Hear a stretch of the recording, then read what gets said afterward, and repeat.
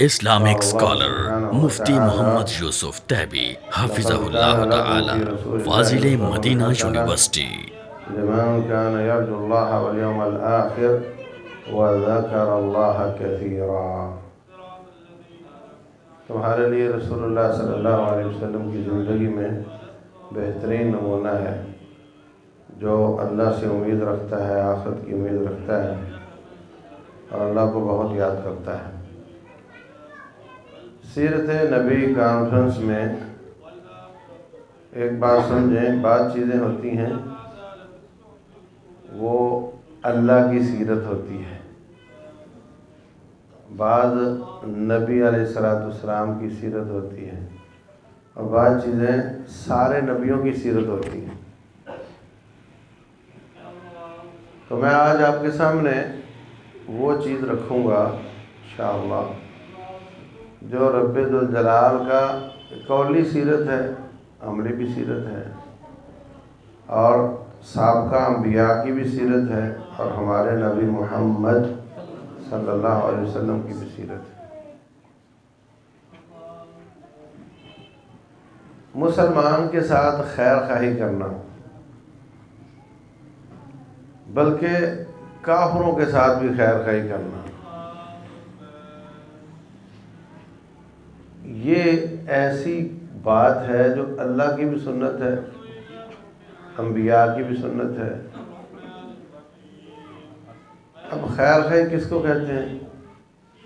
سب سے بڑی خیر خواہی یہ ہے کہ یہ بندہ جہنم سے بچ جائے۔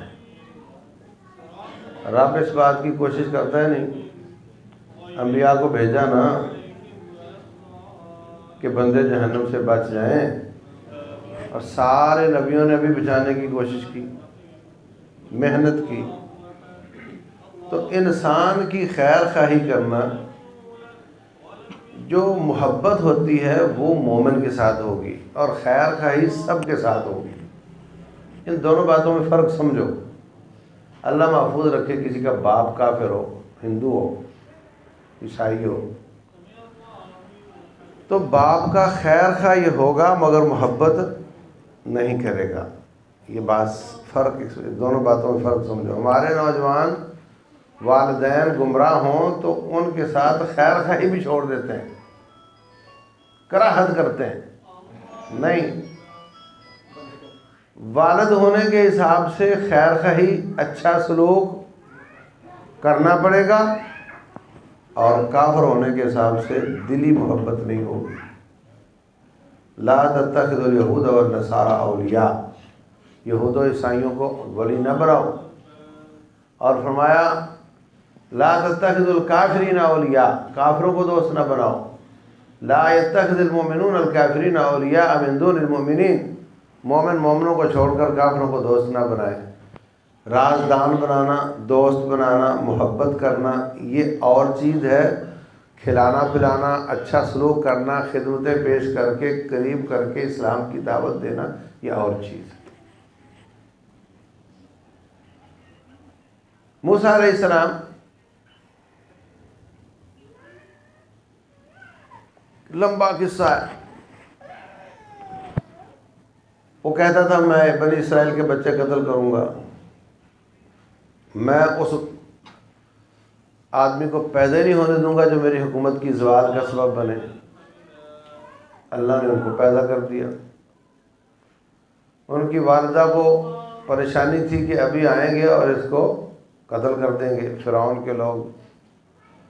اللہ نے ان کی والدہ نبی نہیں مگر ان کے دل میں القاء کیا، وَأَوْحَيْنَا إِلَىٰ أُمِّ مُوسَىٰ أَنْ أَرْضِعِيهِ فَإِذَا خِفْتِ عَلَيْهِ فَأَلْقِيهِ فِي الْيَمِّ وَلَا تَخَافِي وَلَا تَحْزَنِي إِنَّا رَادُّوهُ إِلَيْكِ وَجَاعِلُوهُ مِنَ الْمُرْسَلِينَ۔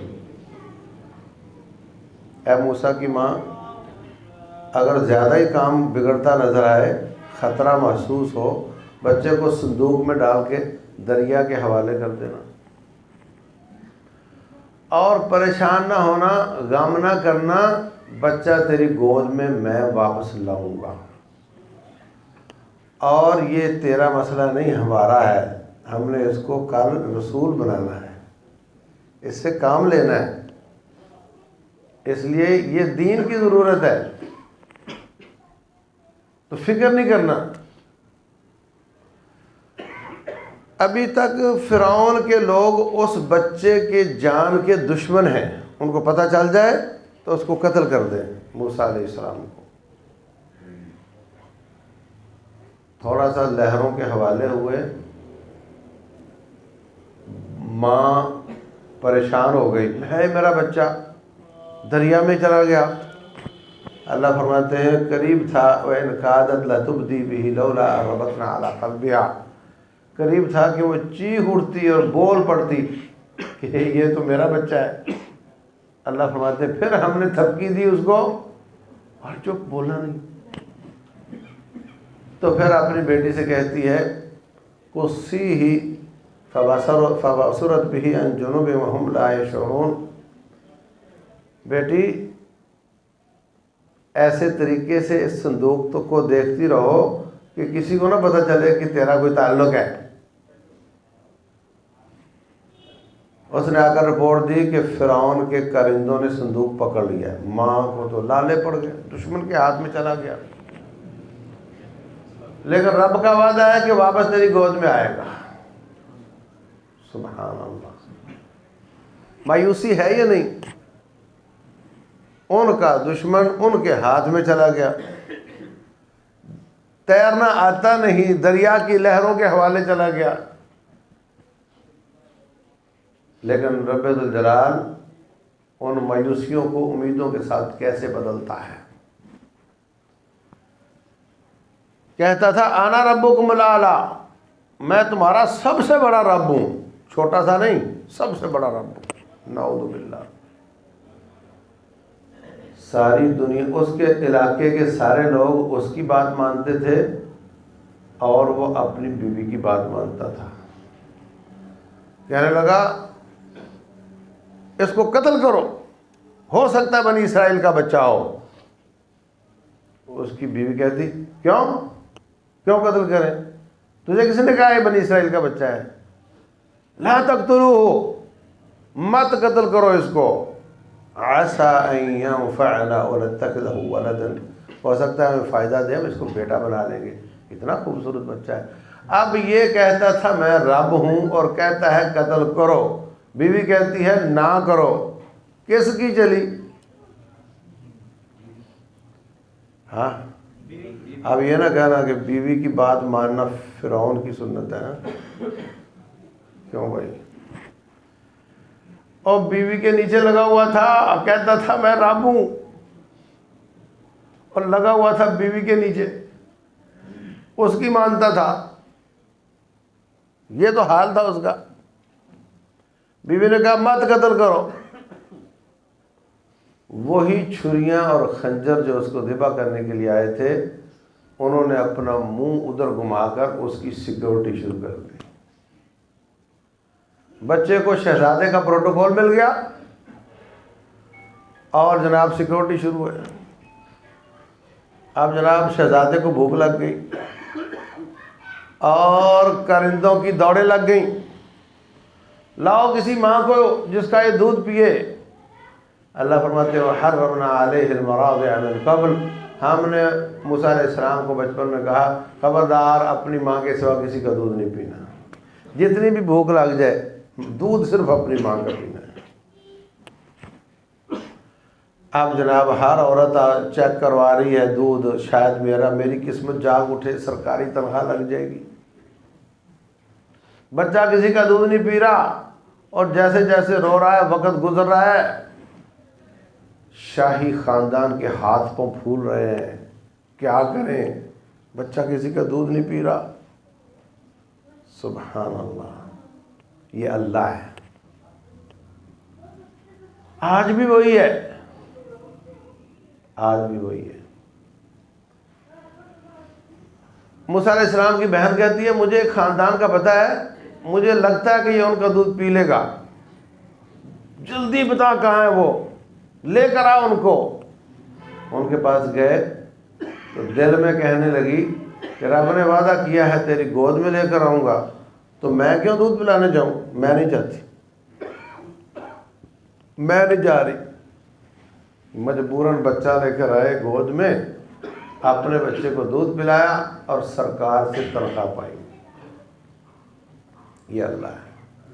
اللہ تبارک و تعالیٰ ہاتھیوں کے مقابلے میں ہاتھی لے کر نہیں آتا، ان کو چڑیوں سے مرواتا ہے. تقریباً 61 ملک دنیا کے بہترین ٹیکنالوجی کے ساتھ، اسلحہ کے ساتھ، کمیونیکیشن سسٹم کے ساتھ، ڈالر کے ساتھ، میڈیا کے ساتھ، جھوٹ اور دھوکے کے ساتھ آئے تھے افغانستان میں. توپ کے مقابلے میں توپ نہیں چلی، ٹینک کے مقابلے میں ٹینک نہیں چلا، جہاز کے مقابلے میں جہاز نہیں اڑا، ڈرون کے مقابلے میں ڈرون نہیں اڑا، ڈیزی کٹر اور کلسٹر بم کے سامنے کوئی مقابلہ نہیں ہوا. یہ دنیا کی 61 ملکوں کی فوجیں اور دغا اور فریب اور جھوٹ، اور وہ بیچارے پھٹے کپڑوں ٹوٹی جوتیوں والے، یہ منرل واٹر والے، وہ جوہروں کا پانی اور سوکھی روٹی کھانے والے. دوڑیں لگی کہ نہیں؟ تمہارے بچوں نے یقین نہیں کرنا، تم تو کر لو، تم نے تو آنکھوں سے دیکھا ہے. اگلی نسل کو یقین نہیں آنا، تمہارے تو سامنے ہوا ہے. یہ اللہ ہے، آج بھی وہی اللہ ہے. اللہ اکبر. موسیٰ علیہ السلام جوان ہوئے، ایک قبطی سے ایک بنی اسرائیلی کی لڑائی ہوئی، اس کو مکہ مار بیٹھے، وہ مر گیا. ریڈ وارنٹ جاری ہو گئے. ایک خیر خواہ آیا، کہنے لگا موسیٰ بھائی تیرے خلاف سرچ ٹیمیں نکل چکی ہیں، تمہیں تلاش کیا جا رہا ہے، اگر بچنا ہے نا تو ایسے ہی باہر نکل جاؤ، دور چلے جاؤ، ان کی آنکھوں سے دور ہو جاؤ. موسیٰ علیہ السلام نے کوئی تیاری شیاری زیادہ نہیں کی، نکل کھڑے ہوئے. اللہ اکبر. آگے آتا ہے یہ جو نہر سویز ہے، نہر سویز سے تو خود بنائی ہوئی، اس سے پہلے جو سمندر ہے اس کو بحرہ کلزم کہتے تھے پہلے، اور اب اس کو بحرہ احمر کہتے ہیں. اس سے آگے صحرائے سینا اور کوہ طور ہے، اس سے آگے مدین ہے، وہاں چلے گئے. موسیٰ علیہ السلام پہنچے تو مدین میں وجد علیہا امۃ من الناس یسقون، کنواں تھا اور لوگ اپنی اپنی بکریوں کو پانی پلا رہے تھے. ووجد من دونہم امرأتین تذودان، دیکھا کہ 2 لڑکیاں اپنی بکریوں کو پانی پینے سے منع کر رہی. حیران ہوتے ہیں کہ بکری ہے، جانور ہے، پیاسا ہے، پانی بھی موجود ہے اور یہ پینے نہیں دے رہی. کہنے لگے ما خطبکما، کیا مسئلہ ہے تمہارا؟ کہنے لگی اصل میں پانی انہوں نے نکالا ہے، یہ اپنے جانوروں کو پلائیں گے، اور جو بچا کھچا ہوگا ہم اپنے جانوروں کو پلا لیں گے، اس لیے کہ ہم نکال نہیں سکتی. اچھا تو تمہارے مرد کہاں ہیں؟ کہنے لگی ابونا شیخ کبیر، ہمارا باپ ہی ہے، وہ بھی بوڑھا ہے، وہ بھی یہ کام نہیں کر سکتا. بڑا ترس آیا. اچھا اب دیکھو، موسیٰ علیہ السلام پہلے بچپن میں بند گلی میں داخل ہوئے اور اللہ تعالیٰ نے راستے دیے. اب جوانی میں بند گلی میں داخل ہوئے کہ نہ جیب میں خرچہ ہے، نہ وہاں کوئی ہوٹل ہے، نہ گھر ہے، نہ گھاٹ ہے، نیند بھی ہے، خوف بھی ہے، تھکاوٹ بھی ہے، بھوک بھی ہے، سارے ہی مسئلے ہیں، کوئی جاننے والا نہیں. تو آگے بڑھے، پانی نکال کر دے دیا ان کو، وہ وقت سے پہلے گھر چلی گئی. باپ نے پوچھا آج جلدی آ گئی ہو؟ کہنے لگی وہاں ایک نوجوان تھا، اس نے ہماری بکریوں کو پانی پلایا، اس نے ہم سے کوئی اجرت تو طے نہیں کی، لیکن اخلاقی فرض بنتا ہے کہ اس کو اجرت دینی چاہیے. یہ باتیں بہت کم لوگ سوچتے ہیں. ایک اخلاقی فرض ہوتا ہے. ایک آدمی محلے میں سڑک ٹھیک کر رہا ہے, کوئی دیوار درست کر رہا ہے, کوئی پلی ٹھیک کر رہا ہے, وہ کام اس کا نہیں, تو سب کو چاہیے, اخلاقی فرض یہ ہے کہ سارے اس کے ساتھ مل جائیں, تعاون کریں تاکہ کام آسان ہو جائے. لیکن جا رہی گاڑی, راستے میں پتھر پڑا ہوا ہے, ادھر سے گزر جاؤ, اس کو چھوڑ کے ادھر سے گزر جاؤ, کوئی رکے اور اس کو ہٹا دے, اس کی ہمت نہیں ہوتی. رسول اللہ صلی اللہ علیہ وسلم فرماتے ہیں اماطۃ الاذی عن الطریق صدقہ, راستے سے تکلیف دہ چیز کو ہٹانا بھی صدقہ ہوتا ہے. اور فرمایا یہ بھی ایمان کا حصہ ہے. اللہ اکبر. باپ نے ایک بیٹی کو بھیجا, وہ شرم و حیا کا پیکر بن کر آئی, موسیٰ علیہ السلام کو بلا کر لے گئی, کہا کون ہو, کہاں سے آئے ہو, سب قصہ سنا دیا. تو بچیوں کا باپ کہتا ہے اچھا آپ لوگ کہتے ہوں گے نام نہیں لیتا اس کا, کیا نام تھا اس کا؟ ہاں یہ بات درست نہیں, کیونکہ مدین میں شعیب علیہ السلام ہوئے ہیں تو لوگ سمجھتے ہیں وہ شعیب تھے, ورنہ شعیب علیہ السلام کا زمانہ اور ہے اور یہ موسیٰ علیہ السلام کا زمانہ اور ہے. کوئی آدمی تھا, نیک آدمی تھا. کہنے لگے پہلی بات تو یہ ہے کہ خوف بھی ہے, بھوک بھی ہے, تھکاوٹ بھی ہے نا, تو ایک ایک کر کے دور ہوگی نا. تو پہلی بات تو یہ کہ تو بے خوف ہو جا, فرعون کا راج یہاں نہیں ہے, یہاں وہ نہیں آ سکتا. ارے تو کہتا تھا میں رب العالی ہوں اور دریا کے اس پار تیری بات کوئی نہیں مانتا. کہتا تھا انا ربکم الاعلی. کتنا بڑا جھوٹ ہے. پھر کیا ہوا؟ دوسری بات, ایک بیٹی کہنے لگی آپ کہتے ہیں کہ بچیوں کو باہر بھیجنا اچھا تو نہیں لگتا, لیکن کیا کروں, مجبور ہوں. کوئی اچھا سا, سمجھدار سا, طاقتور سا مزدور مل جائے تو میں اس کو رکھ لوں. تو اس سے اچھا مزدور کون ہے جو بغیر پیسے کے کام کرنے کے لیے تیار ہے؟ تو کہنے لگی بات تو ٹھیک ہے, میں تجھے مزدور رکھ لیتا ہوں, لیکن نوجوان بچیاں گھر میں ہوں اور ایسا اجنبی گھر میں کیسے رہ سکتا ہے؟ تو اس کا حل یہ ہے کہ میں تیری ایک بچی سے شادی کر دیتا ہوں. اب آپ اندازہ لگائیں, بالکل بند گلی ہے, کوئی جان پہچان نہیں, بھوک ہے, تھکاوٹ ہے, خوف ہے, پریشانی ہے, گھر ہے نہ گھاٹ ہے. ایک خیر خواہی کا کام کیا, اللہ نے راستے کھول دی. خیر خواہی کا کام کیا, اللہ نے راستے کھول دیے. تو یہ خیر خواہی کا کام سب انبیاء کی سنت ہے, سب انبیاء کی سنت ہے. یوسف علیہ السلام جیل میں لوگوں کی خوابوں کی تعبیر بتاتے ہیں, پیسہ لیتے ہیں ان سے نہیں, خیر خواہی کرتے ہیں ان کی.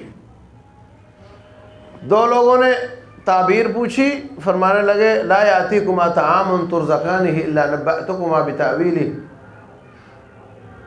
کھانا آنے سے پہلے میں آپ کو تعبیر بتا دوں گا, لیکن اس سے پہلے ایک بات تو سنو, ارباب متفرقون خیر ام اللہ الواحد القہار, کئی رب اچھے یا ایک رب اچھا؟ خدمت, تعاون اور ساتھ توحید کی دعوت, یہ سیرت ہے انبیاء کی. میرے پاس آئے ہیں, مجھے تعبیر پوچھنے کے لیے محتاج ہیں, تو بیٹھو ذرا, پہلے میری بات سنو پھر تمہیں تعبیر بتاتا ہوں. بتاؤ ایک رب اچھا ہے یا زیادہ اچھے؟ رسول اللہ صلی اللہ علیہ وسلم, کسی نے درود پڑھا ہے؟ کس کس نے پڑھا ہے؟ وہ میرے کہنے کے بعد نہیں, پہلے وہ اللہ کا خوف کرو, نبی علیہ السلام سے محبت کا اظہار کرو. محبت بھی ضروری ہے, مگر یہ تو ہم پر فرض ہے, ان کا حق بنتا ہے. انہوں نے ہمارے لیے مارے کھائی ہیں, خون پیش کیا ہے.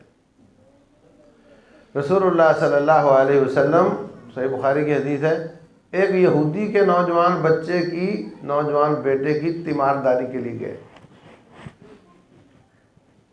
لوگوں کے حال احوال پوچھنا یہ خیر خواہی ہے یا نہیں؟ آپ کبھی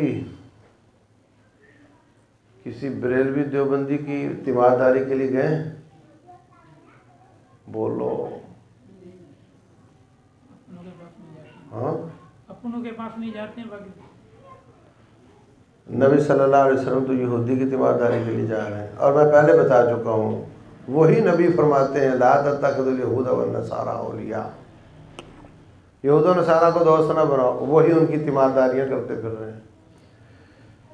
خیر خواہی کرنا، اچھا اخلاق پیش کرنا، خدمتیں پیش کرنا اور چیز ہے، اور ان کو دوست نہ بنانا یہ اور چیز ہے۔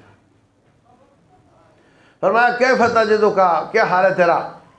حال حوال پوچھ کر فرمایا قل لا الہ الا اللہ۔ اس نے اپنے باپ کی طرف دیکھا، ابا کیا کہتا ہے؟ اس کا ابا کہتا ہے پڑھ لو، کوئی نہیں دیکھ رہا۔ اس نے کلمہ پڑھا، کلمہ پڑھتے ہی اس کی روح پرواز کر گئی۔ رسول اللہ صلی اللہ علیہ وسلم فرماتے ہیں الحمدللہ الذی انقذہ بی من النار، یا اللہ تیرا شکر ہے میری وجہ سے ایک اور بندہ جہنم سے بچ گیا۔ خدمت کے ساتھ دعوت۔ اللہ اکبر۔ موسیٰ علیہ السلام وہاں رہے تقریباً 10 سال، واپس آئے کوہ طور پر۔ اللہ تعالیٰ نے سوچا بیوی بچوں کو لے کر مصر کے کسی کونے خدرے میں بیٹھ جاؤں گا، فرعون کو پتہ بھی نہیں چلے گا، 10 سال ہو گئے کہ کون کہاں رہ رہا ہے۔ لیکن طور پر پہنچے تو وحی آ گئی، تو کہا اذهب الى فرعون انه طغى، تو نے سیدھا جانا ہی فرعون کے پاس۔ یا اللہ، وہ تو مجھے مار دے گا۔ وَلَهُمْ عَلَيَّ ذَنْبٌ فَأَخَافُ أَن يَقْتُلُونِ، اور یا اللہ وَلَا يَنطَلِقُ لِسَانِي، میری زبان بھی ٹھیک سے نہیں چلتی۔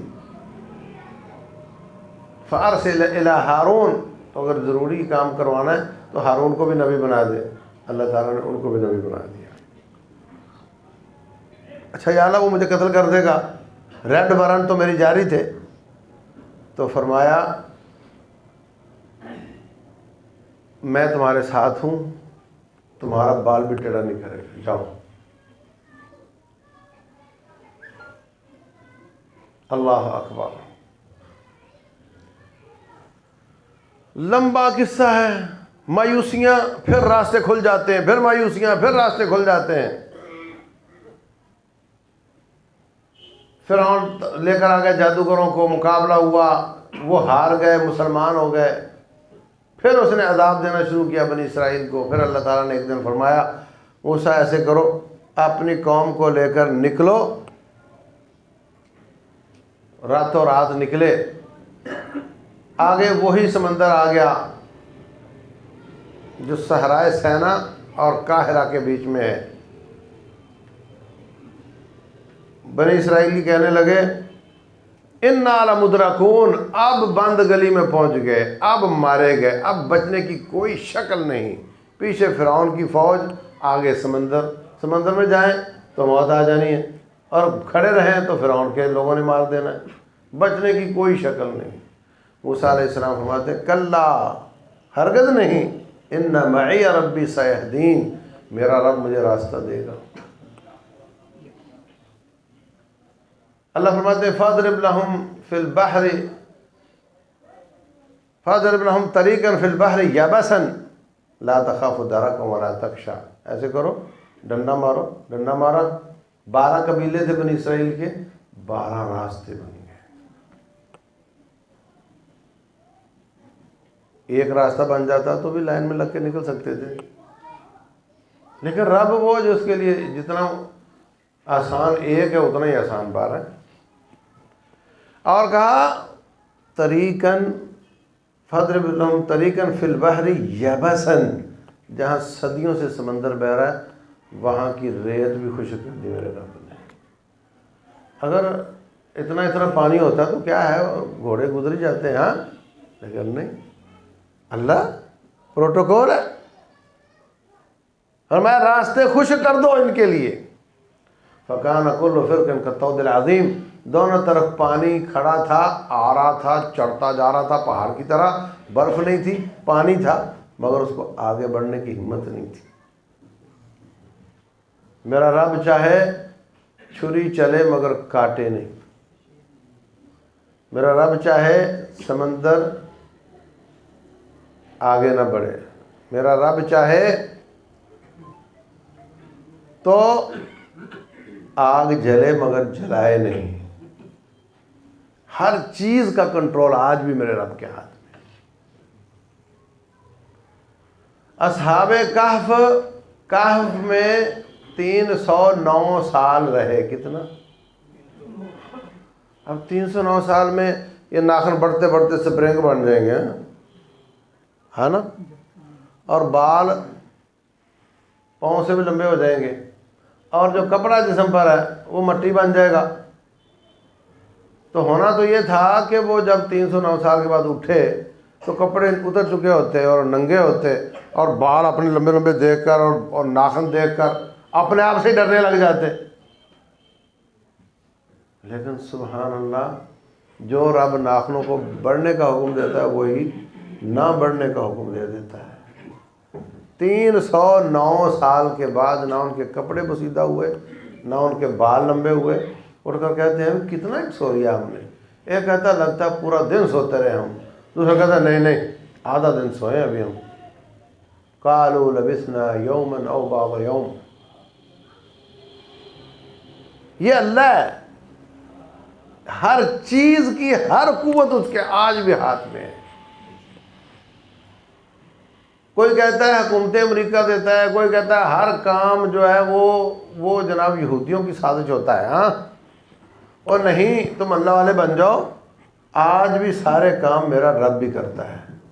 اور اگر کوئی کام امریکہ بھی کرتا ہو، اسرائیل بھی کرتا ہو نا، تو وہ میرا رب ہی ان کو ہمارے لیے سزا کے طور پہ، جوتی کے طور پہ سر پہ مارتا ہے. رب سے آج بھی دنیا اوور کنٹرول نہیں ہوئی. آج بھی ساری کائنات کا کنٹرول اس کے ہاتھ میں ہے. آج بھی جو وہ چاہے ہوتا ہے. یہ بھی توحید ہے بھائیو، جس میں ہم ڈھیل مل ہو چکے ہیں.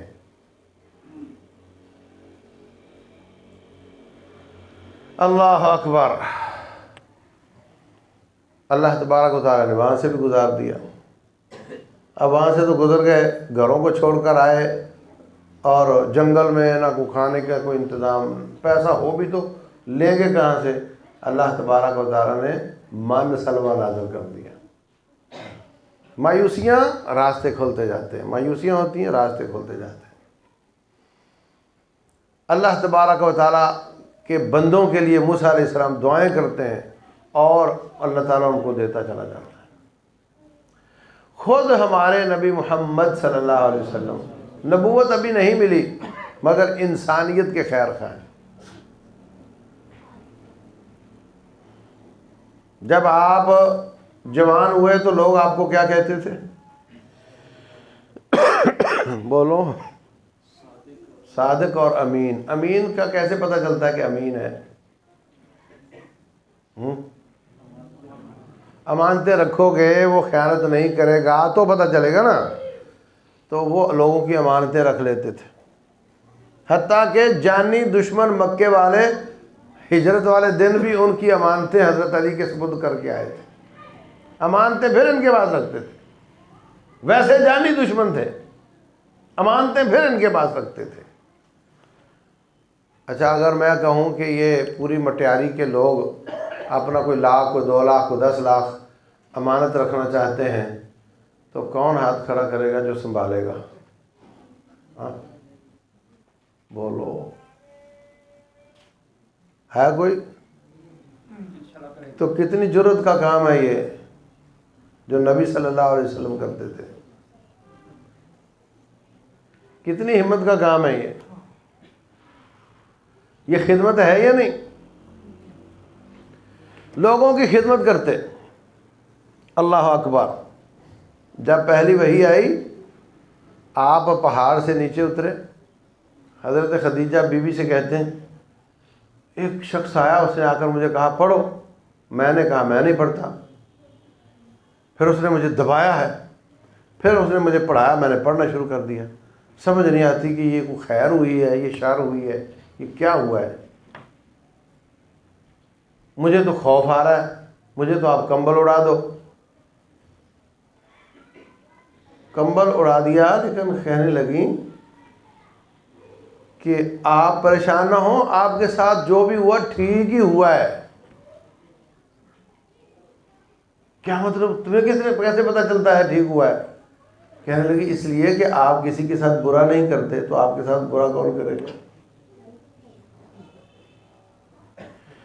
انک لتصل الرحم، آپ رشتہ داریاں ملاتے ہیں، وتحمل الکل، آپ لوگوں کا بوجھ اٹھاتے ہیں، وتکسب المعدوم، جو کما نہ سکے اس کو جیب سے وظیفہ لگا دیتے ہیں، وتقری الضیف، آپ مہمانوں کی مہمان نوازی کرتے ہیں، وتعین علی نوائب الحق، جب بھی کوئی مکے والوں پر مصیبت آتی ہے آپ اس مصیبت کو ٹالنے میں پیش ہوتے ہیں۔ کلا واللہ، خدیجہ کو خدیجہ کے رب کی قسم ہے، لن یضیعک اللہ ابدا، آپ کو اللہ کبھی ضائع نہیں کرے گا۔ یہ سارے کام خیر خائی کے ہیں یا نہیں؟ کن کے ساتھ خیر خائی؟ بولو، اب نبوت ہی نہیں آئی تو مسلمان کہاں سے آ گئے؟ سب انسانوں کی خیر خائی، اور خیر خائی کر کے اس سے فائدہ دعوت کا اٹھانا۔ اللہ اکبر۔ صلہ رحمی کرتے ہیں، آپ نے صرف نبی صلی اللہ علیہ وسلم کی خوبیاں ہی سننی ہیں یا عمل کا بھی پروگرام ہے کوئی؟ ہاں، عمل کا پروگرام ہے تو بتاؤ کس کس کا رشتہ دار اس سے ناراض ہے؟ آپ صلہ رحمی کرتے تھے نا، تو کس کس کا رشتہ دار ناراض ہے؟ رسول اللہ صلی اللہ علیہ وسلم فرماتے ہیں، کوئی درود کی آواز نہیں آئی، فرمایا صل من قطعک، جو تجھ سے کٹنا چاہتا ہے اس کے ساتھ جوڑ، یہ نہیں تمہیں چاہ نہیں تو مجھے پرواہ نہیں، یہ نہیں، تجھے چاہ ہے یا نہیں ہے مجھے تو تیری بڑی پرواہ ہے، یہ صلہ رحمی ہے۔ سمجھ آ گئی؟ فرمایا لیس الواصل بالمکافئ، صلہ رحمی کرنے والا وہ نہیں ہوتا جو عدلے کا بدلہ دے، وہ آنا چاہتا تو میں بھی آنا چاہتا ہوں، وہ نہیں آنا چاہتا تو میں بھی نہیں آنا چاہتا، یہ صلہ رحمی نہیں ہے، بلکہ جو کٹنا چاہتا ہے اس کے ساتھ جوڑ کر دکھاؤ۔ اپنی ناک کو نیچے کر لو، آگے بڑھ کر رشتہ داریاں جوڑو۔ اللہ اکبر۔ فرمایا آپ صلہ رحمی کرتے ہیں، لوگوں کا بوجھ اٹھاتے ہیں۔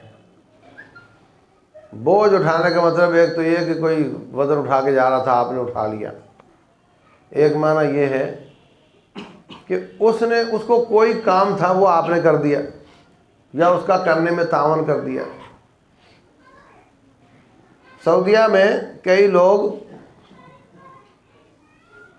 دکاندار کے پاس جاتے ہیں، لوگ آپ سے ادھار سودا لیتے ہیں، جی لیتے ہیں، لو رجسٹر دکھاؤ، دیکھا اس میں بیوہ کون کون سی ہے، 1 2 3 یہ بیوہ ہیں، ان کے کتنے پیسے ہیں، اتنے پیسے ہیں، یہ لو پیسے، ان کو فون کر دیتے ہیں کہ بی بی تیرا کھاتا صاف ہو گیا، اب دکاندار کو پیسے آپ نے نہیں دینے۔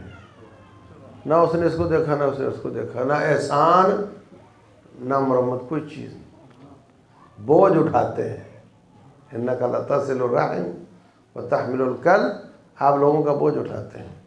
اور رسول اللہ صلی اللہ علیہ وسلم فرماتے ہیں، فرمایا احب الاعمال الی اللہ، اللہ کو زیادہ پسندیدہ کام یہ ہے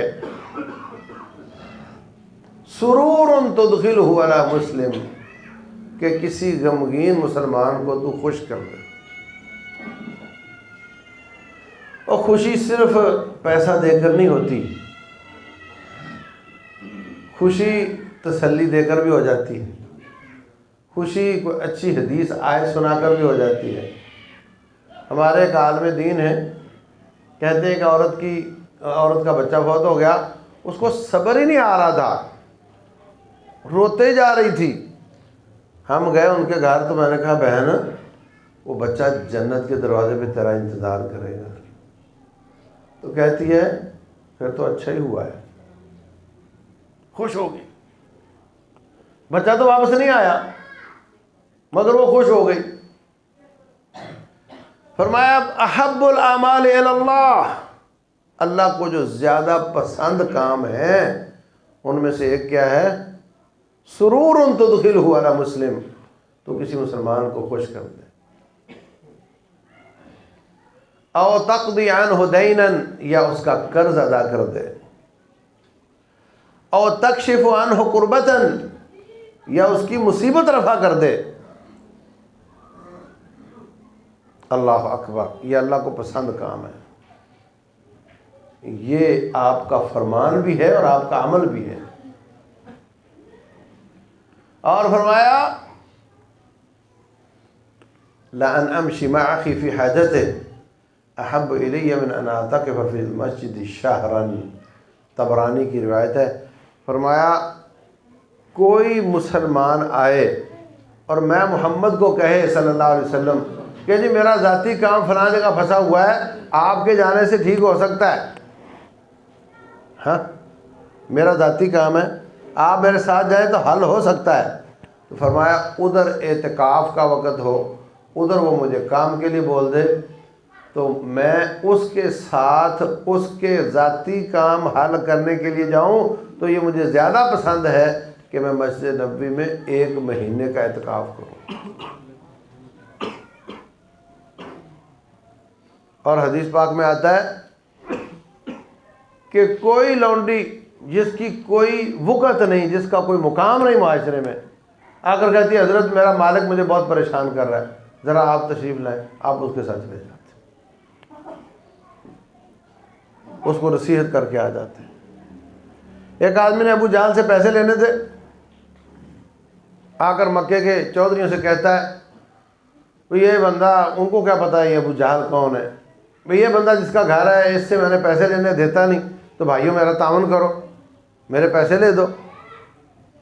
تو ان کافروں کو شرارت سوجھی، وہ کہنے لگے ہم تو نہیں لے سکتے، نبی صلی اللہ علیہ وسلم کے گھر کی طرف اشارہ کر کے دیں، یہ بندہ لے کر دے سکتا ہے۔ مقصد یہ کہ یہ تو پہلے ہی ان کو جینے نہیں دیتا، اب اس کے گھر جائیں گے۔ اور ان کو یقین تھا کہ نبی صلی اللہ علیہ وسلم کی لغت میں نہیں ہے، ہاں نہ نہیں کرتے کسی کو، جانا انہوں نے ضرور ہے، اور جائیں گے تو پھر تماشا دیکھیں گے ہم۔ سمجھ آئی بات کی؟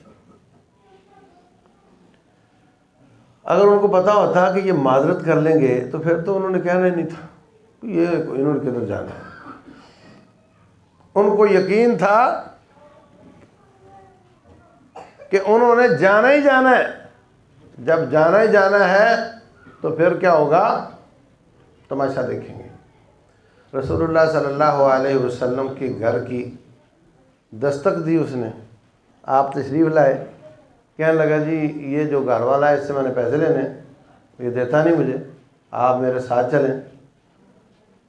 کافر ہے، کافر نے کافر سے پیسے لینے، ہاں، اور نبی صلی اللہ علیہ وسلم جا رہے ہیں۔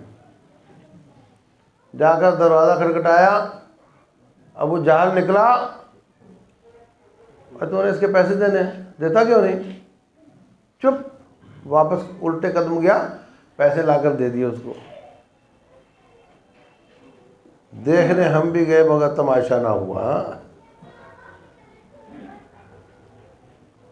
وہ بعد میں ابو جہل ملا ان چودھریوں کو، تو کہتے ہیں ابو جہل تمہیں کیا ہو گیا تھا؟ ویسے تو بہت ہمارے سامنے بولتے رہتے ہو، اور تیرے گھر گئے اور تیرے سے بات نہیں ہوئی سامنے سے، وہ کہتا ہے مجھ پہ ایسا روب طاری ہوا کہ میں تو پریشان ہی ہو گیا. میں نے کہا عافیت اس میں ہے کہ پیسے دے دو. تو اس طرح رسول اللہ صلی اللہ علیہ وسلم لوگوں کے کام آتے ہیں. اللہ اکبر. نبوت سے پہلے مکے میں لوگ اپنا سامان بیچنے کے لیے آتے. تو مکہ پہاڑی علاقہ تھا, چھوٹی چھوٹی گلیاں ایسے ایسے ایسے ایسے. تو وہ کہتے جی میں پیسے ابھی لا کر دیتا ہوں, واپس ہی نہیں آتے. وہ آدمی بیچارہ ادھر ادھر پریشان.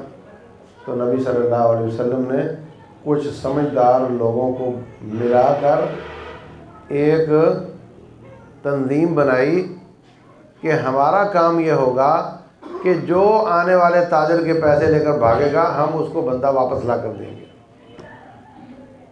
خدمت ہے یا نہیں؟ یہ نبوت سے پہلے کی بات ہے اور صحیح بخاری کی حدیث ہے.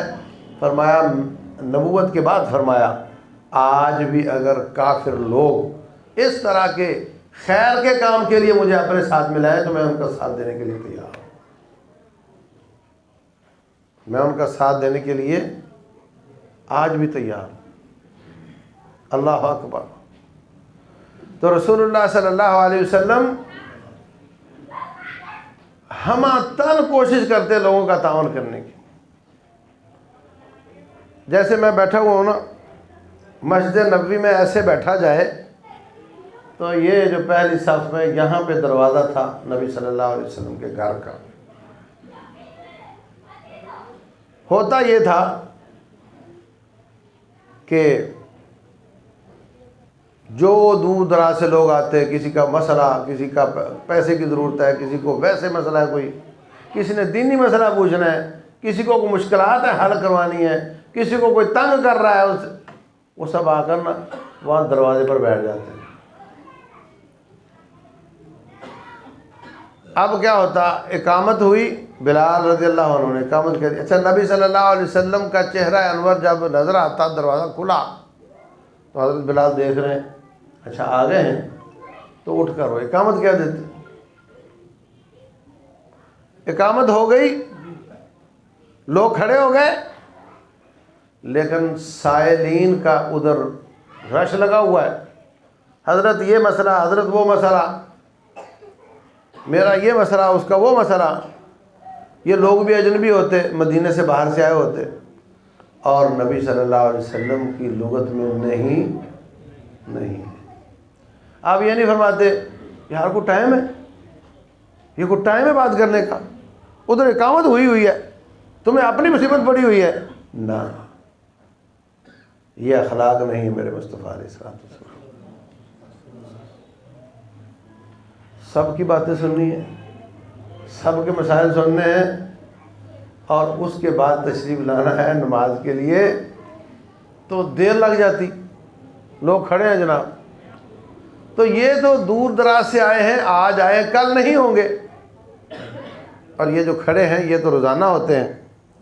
اس لیے ان کو میں سمجھا سکتا ہوں, ان کو نہیں سمجھا سکتا.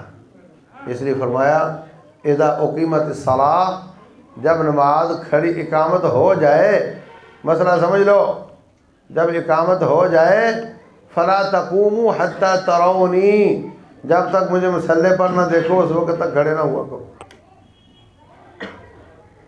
اقامت ہو گئی پھر بھی بیٹھے رہا کرو جب تک میں مصلی پر نہ پہنچوں.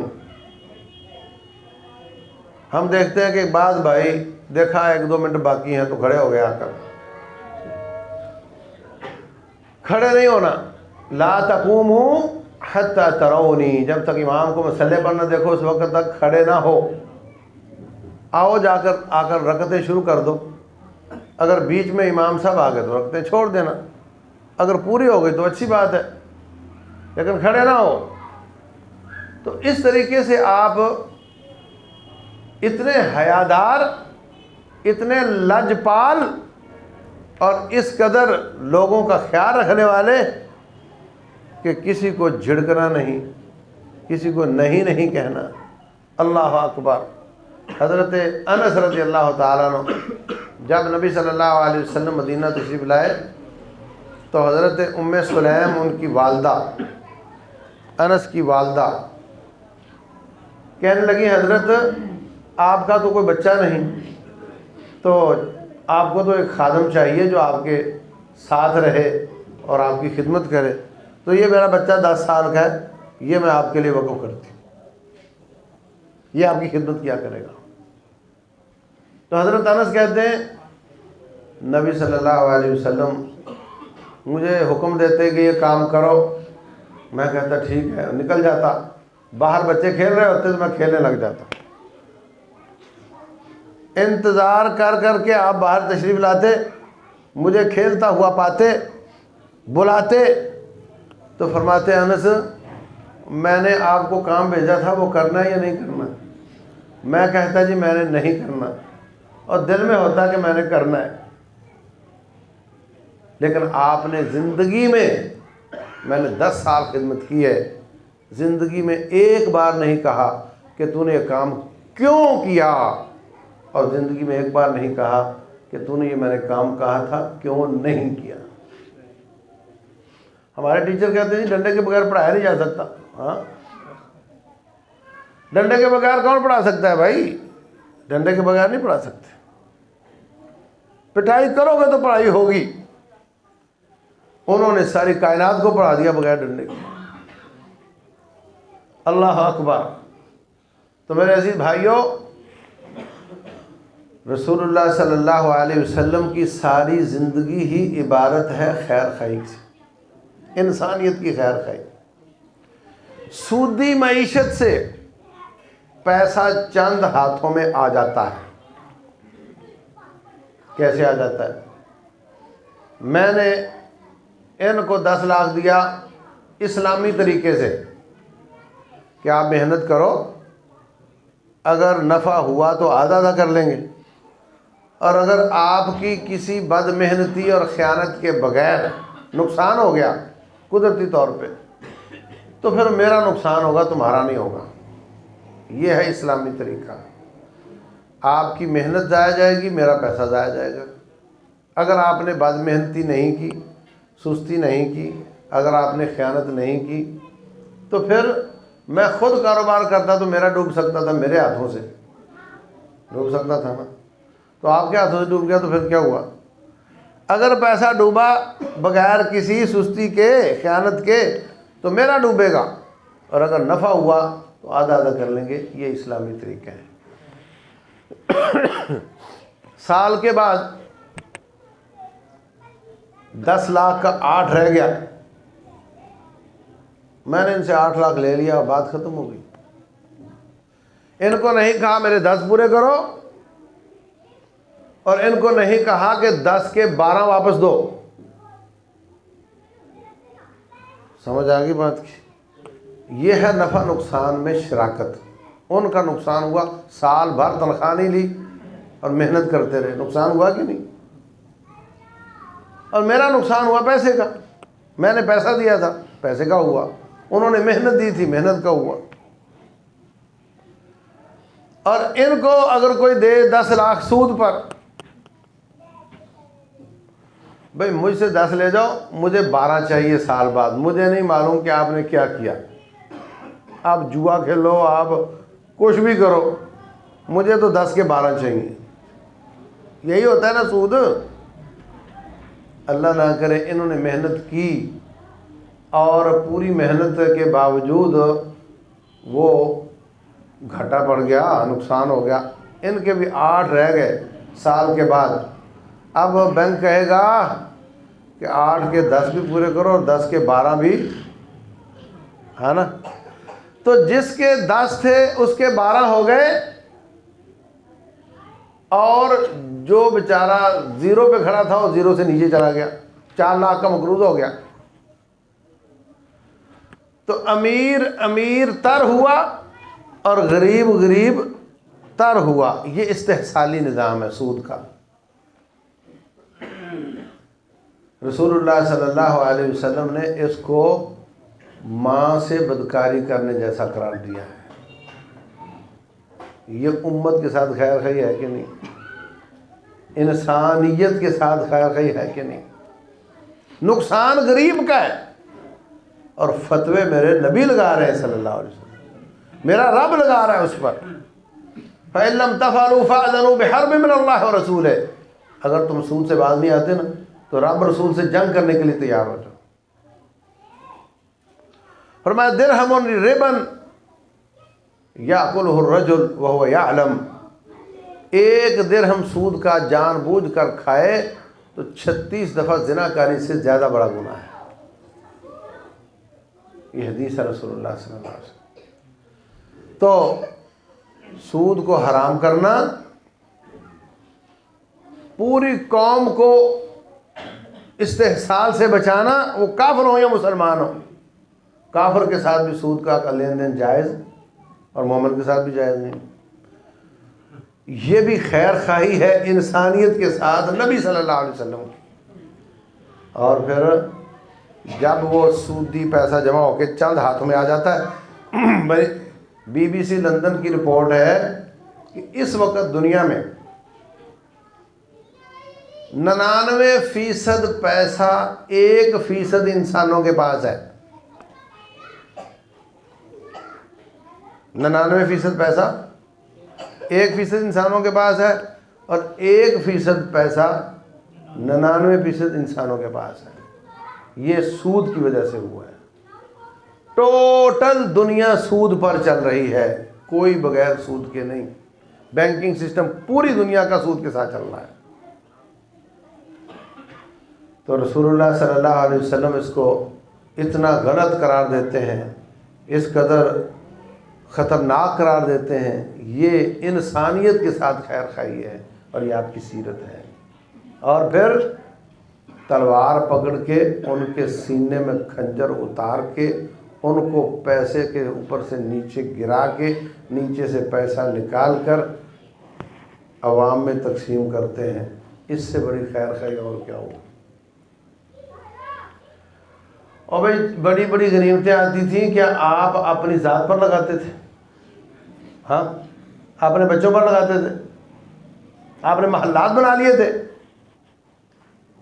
پیسہ تو بہت آتا تھا۔ جعل رزقی تحت ظل رمحی، فرمایا اللہ نے میرا رزق میرے نیزے کے نیچے رکھا ہوا ہے۔ نیزہ اترتا ہے سینے میں، اور ان کے پیسے، ان کے سونے چاندی ہیرے جواہرات نکلتے ہیں، وہ پھر اللہ کی مخلوق پر تقسیم ہوتے ہیں۔ جن کا استحصال کر کے امیر امیر تر ہوئے تھے اور غریب غریب تر ہوئے تھے، وہ پیسہ وہاں سے نکال کر عملی طور پر لوگوں میں بانٹنا، یہ قوم کے ساتھ خیر خواہی ہے کہ نہیں؟ تو رسول اللہ صلی اللہ علیہ وسلم کی ساری زندگی، اس کا نتیجہ اور نچوڑ یہی ہے کہ آپ انسانیت کے خیر خواہ ہیں۔ فرمایا الدین النصیحہ، دین تو ہے ہی خیر خواہی۔ قلنا لمن یا رسول اللہ، ہم نے کہا خیر خواہی کس کے لیے؟ کہا للہ ولرسولہ، اللہ کے ساتھ خیر خواہی اس کی طاعت کر کے، رسول اللہ صلی اللہ علیہ وسلم کے ساتھ خیر خواہی ان کی بات مان کر، ولأئمۃ المسلمین، حکمرانوں کی خیر خواہی ان کی نصیحت کر کے اور طاعت کر کے، وعامتہم، اور ہر شخص کی خیر خواہی، ہر شخص کی خیر خواہی، حتیٰ کہ جنگیں ہوئیں، لڑائیاں ہوئیں، کافر کٹے، ان کا خون بہا، ان کا کٹنا بھی انسانیت کی خیر خواہی۔ وہ کیسے؟ اللہ محفوظ رکھے کسی کے جسم پر شوگر کا زخم ہو، ہاں انگوٹھے پر، تو کیا کرتے ہیں؟ بولو، کاٹ دیتے ہیں نا۔ اگرچہ اس کا علاج ہے، کاٹنا نہیں چاہیے، لیکن لوگ کٹوا دیتے ہیں، پیسے دے کر کٹواتے ہیں نا، کہ مفت میں کٹواتے ہیں، پیسے دے کر ٹائم لے کر انگوٹھا کٹوا دیتے ہیں، اور سمجھتے ہیں کہ ڈاکٹر صاحب شکریہ، خیر خواہی سمجھتے ہیں نا، کہ یہ حصہ جو گلا ہوا تھا تو نے کاٹ دیا اور باقی جسم بچا لیا، خیر خواہی کی تو نے۔ تو رسول اللہ صلی اللہ علیہ وسلم بھی انسانیت کا گلا ہوا حصہ کاٹ کر باقی لوگوں کی خیر خواہی کرتے ہیں۔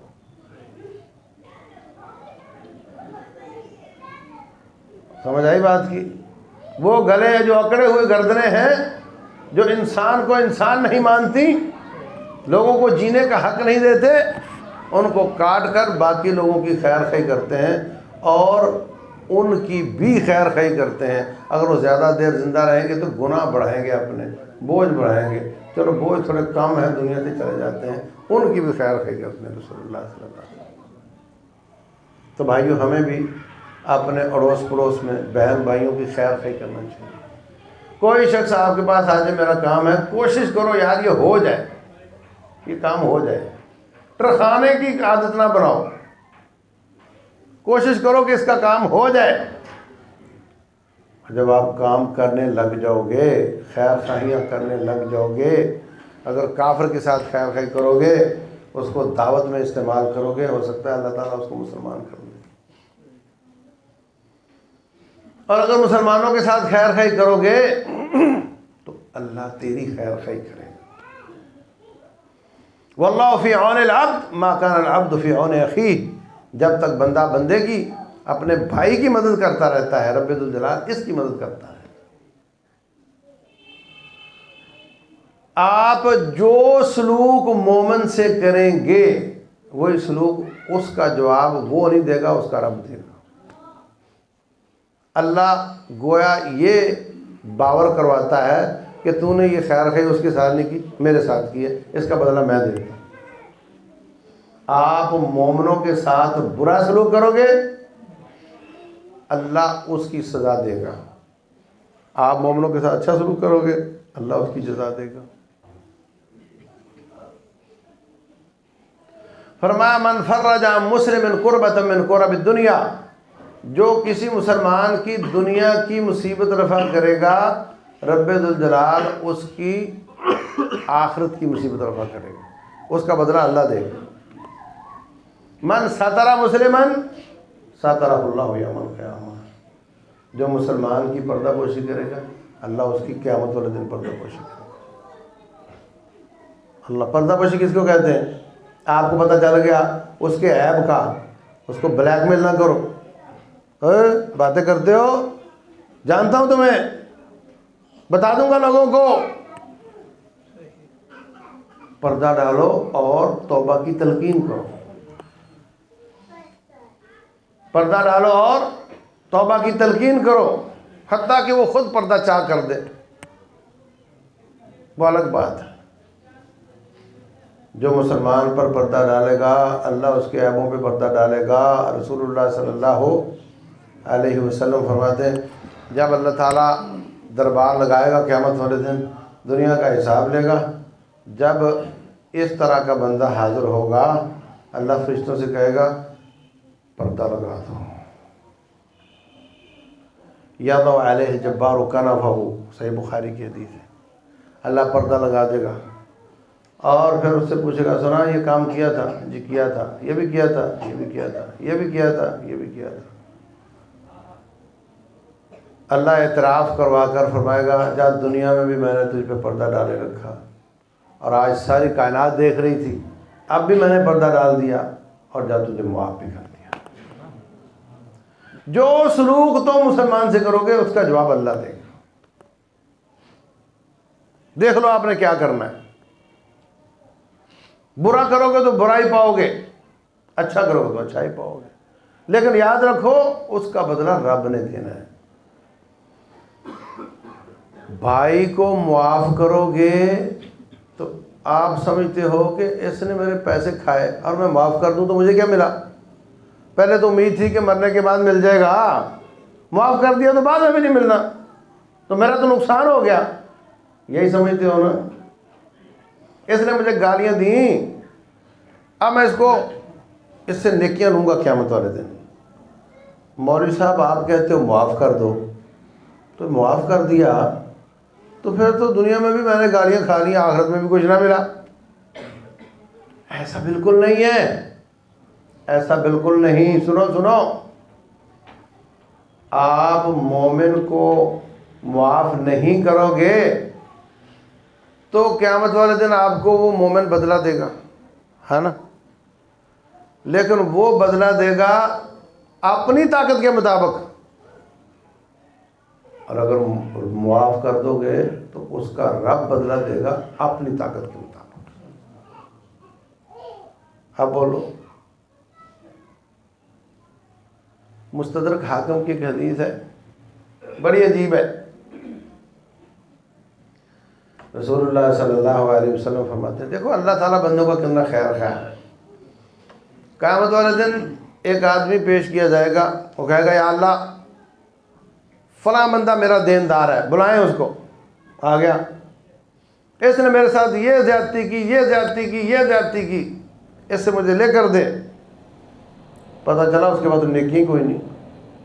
اللہ فرمائے گا اس کے پاس ہے ہی نہیں, کیا دے تجھے؟ کہتا تو میں کیا کروں, نہیں ہے تو میرے گناہ اٹھائے. اللہ فرمائے گا تو اس کو معاف کر دے. جج ہے, جج کا دنیا میں حق نہیں بنتا کو کہے معاف کر دے, مگر وہ جج ہے, بادشاہ ہے. وہ کہے گا میں نے معاف نہیں کرنا. اللہ فرمائے گا اوپر دیکھ. اوپر دیکھے گا تو اونچے اونچے محلات اور لمبا سلسلہ محلات کا. کہتا ہے یا اللہ یہ کس نبی یا کس شہید کے ہیں؟ اللہ فرمائے گا نبی شہید کے نہیں ہیں, یہ اس کے ہیں جو اس کی قیمت ادا کرے. تو کہتا اچھا تو اس کی قیمت کیا ہے؟ اللہ فرماتے ہیں اس کی قیمت یہ ہے کہ تو اپنے بھائی کو معاف کرتے ہیں. وہ اس کو معاف کرے گا اور اللہ تعالیٰ دونوں کو جنت کا وارث بنا دے گا. اللہم انک عفو تحب العفو فاعف عنی. یا اللہ تو معافی کو پسند کرتا ہے. اللہ بندے کو معاف کرے اس کو پسند کرتا ہے, اور بندہ بندے کو معاف کرے اس کو بھی وہ پسند کرتا ہے. اور بے شمار جھگڑے معافی سے ختم ہو جاتے ہیں. بس اوقات بندہ اپنے آپ کو مظلوم سمجھ رہا ہوتا ہے ظالم ہے, اور بس اوقات دونوں ہی ظالم ہوتے ہیں, اور بس اوقات دونوں ہی مظلوم ہوتے ہیں. ظالم شیطان ہوتا ہے بیچ میں. اور بات ختم کیسے ہوتی ہے؟ معافی کے ساتھ. تو عزیز بھائیوں نرم ہو جاؤ, میٹھے ہو جاؤ, ٹھنڈے ہو جاؤ. اشداء علی الکفار رحماء بینہم. مومنوں کے لیے نرم ہو جاؤ. اعزۃ علی المومنین اذلۃ علی المومنین اعزۃ علی الکافرین. مومنوں کے لیے نرم اور مسلمانوں پر ظلم کرنے والے کافروں کے لیے سخت, اور ہر ایک کی خیر خواہی کرنے والے بن جاؤ. یہ میرے رب کی بھی سنت ہے, انبیاء کی بھی سنت ہے, اور رسول اللہ کی بھی سنت ہے صلی اللہ علیہ وسلم. اللہ تعالیٰ عمل کی توفیق دے. وما علینا الا البلاغ.